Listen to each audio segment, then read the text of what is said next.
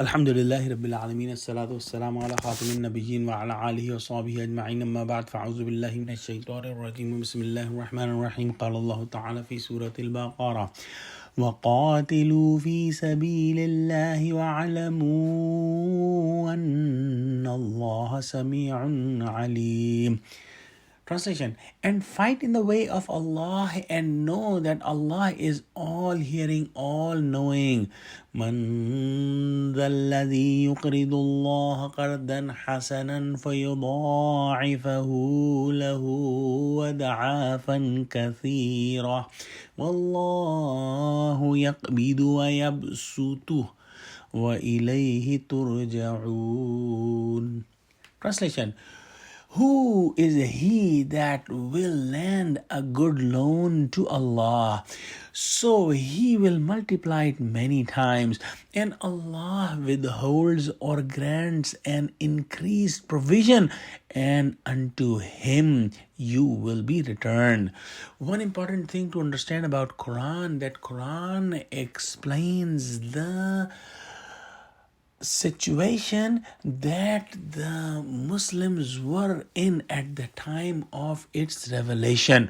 So Prophet Muhammad ﷺ and the companion were going through a revolutionary time, and during that time different situations were coming, and according to all the situations Allah was giving guidance in the Quran.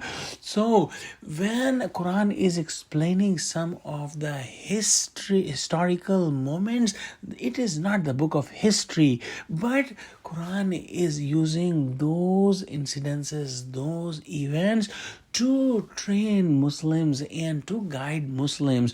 As we will see in the next few ayahs, we will study about Talut and Jalut, the war between them, and it was similar to Ghazwa Badr.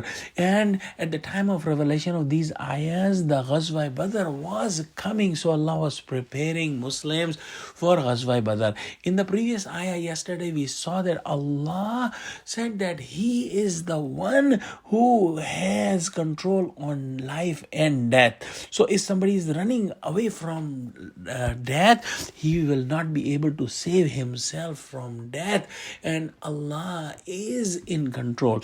So in today's ayah number 244 that we studied, Allah says that fight in the way of Allah, and do not think that if you act cowardly, your life will be saved, because the death, if the time has come, will arrive even if somebody is locked in a castle.